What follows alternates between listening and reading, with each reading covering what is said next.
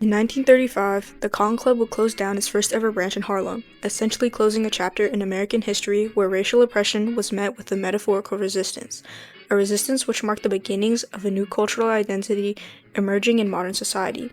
The Cotton Club went on to influence perceptions of Black Americans during the Harlem Renaissance by showcasing their talents to white-only audiences, challenging racial stereotypes, and offering limited access to mainstream culture, while also revealing a complex reaction to race in entertainment and a reform in how Black culture and art were perceived by the public.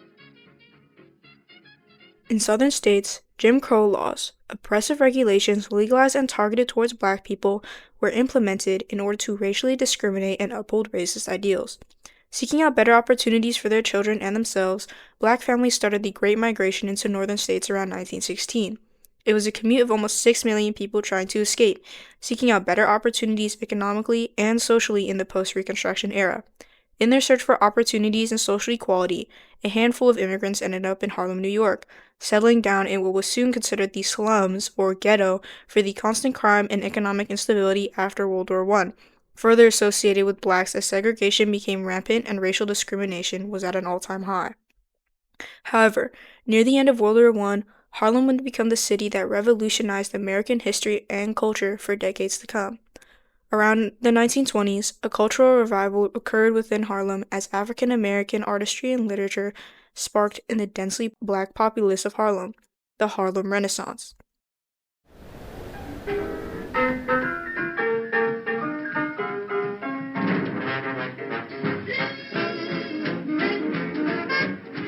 African Americans were finally able to find an outlet for their frustrations with social inequality as a wave of intellectualism and rebellion through art washed over the Harlem residents. At the time after the end of World War I, the Prohibition was coming to life as amendments were passed that allowed Congress to collect income tax and prohibit the production and sale of alcohol, promoting illegal drinking.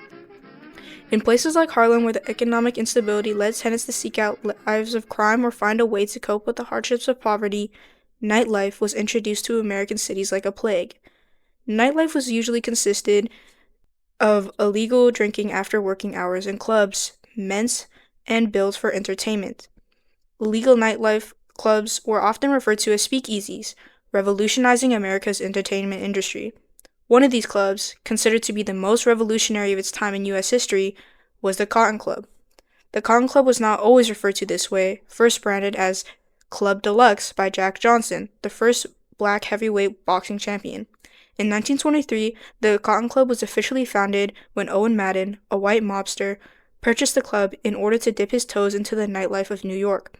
He initially opened the club to promote illegal drinking, but went on to run the club for the next decade or so, profiting greatly off the unique atmosphere and complex racial structure presented in each act. Come on, get happy. Get your cares away. Hallelujah, come on, get happy. Get ready for the judgment day. Join the fun as Cab Calloway, Adelaide Hall, Chuck Green, Doc Cheatham. Madden didn't just exploit the unique multicultural nature of the club. He used the location of the venue as entertainment, creating a narrative where Blacks were hired as recreation, a cabaret-esque club that used stage performances close to where the audience was seated to enrich the viewer experience on a Blacks would come in the Cotton Club if they could afford you. They couldn't afford it. That's why we didn't have any. Those that could afford came in and nothing was ever said about it. Nobody ever said a word to them. Despite being located in Harlem, a densely Black populated city, Madden chose to include discriminatory policies which barred African Americans from entering the club, unless it was for entertainment or job purposes. He profited off the location and residents of Harlem, turning them into a lesser form of entertainment as he upheld segregated audiences where whites were constantly being catered to by the Black employees. In doing so, it provided a contrasting vibe of classy and sophisticated while also using the reputation of Black workers, performers, and culture to create a chaotic, uncivilized atmosphere, banking off typical stereotypes aimed to put down African Americans and forcing them under the pretense of being inferior due to their race and skin color. They were banned. Yes, yes. Yes, definitely. That, Yes. you know. But maybe there were a few exceptions, but Jack Johnson, somebody, the heavyweight champion of the world or something, you know, maybe they let him come in, or Bill Robinson or someone like that. But just for someone, even if they have thousands and thousands of dollars to spend, we don't want your money. And don't want you here. But that's the way it was. And naturally, we, being so young, but I didn't know about all this going on. I just knew that I didn't see any blacks out there, you know. And no one ever told me, well, man, they just don't allow us in here. Employees at the Cotton Club weren't just predominantly one race either, they were only black.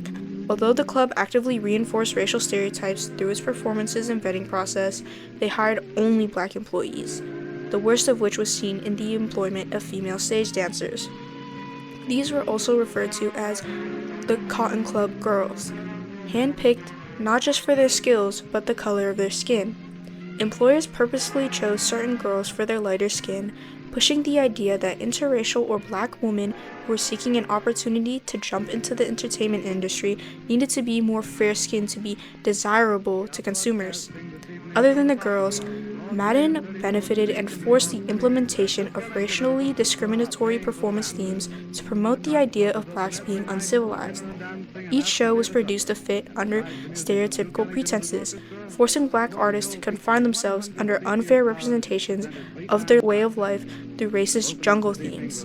Despite the constant push of discriminatory stereotypes, many composers and entertainers at the club like Duke Ellington, Cab Calloway, Ethel Waters, and many more managed to break free from those restraints and fight back against the oppression through their musical skills and performing talent alone, proving to white society that their skin color, nor the definitions given to them by society, shaped their culture.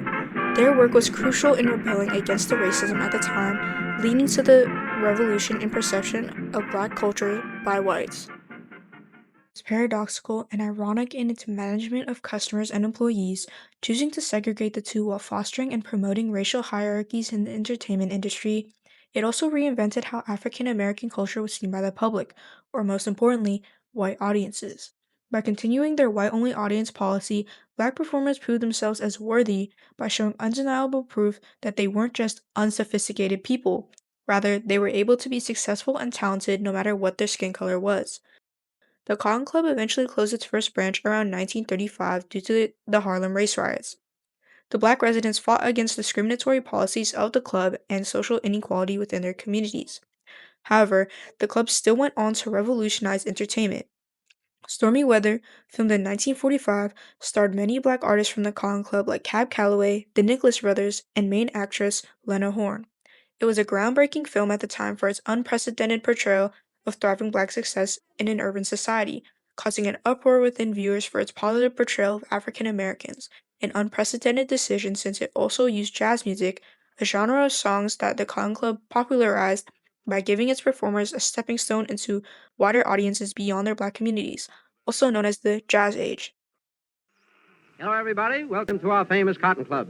I'd like to have the pleasure of introducing the greatest living master of jungle music, the rip-roaring harmony hound, none other than Duke Ellington. As jazz became more mainstream, more artists like Duke Ellington were allowed to play for national news stations, which further elevated their careers and white exposure to black media, shaping how modern music would sound today. It became the basis for genres like R&B, hip-hop, pop, as well as a pathway for many artists we see thriving today. Ultimately, the Cotton Club, against all odds and all racial structures, revolutionized American entertainment and the perception of black culture by providing a space where African Americans could showcase their talents to white audiences whose opinions, at the time, were highly regarded by society. They reacted to the discrimination with an artistic rebellion, expressing themselves during a time where society found it unacceptable for them to stand up or speak for themselves, leading to reforms in how they were perceived, at least in entertainment, forever affecting how modern media would perceive black actors and musicians.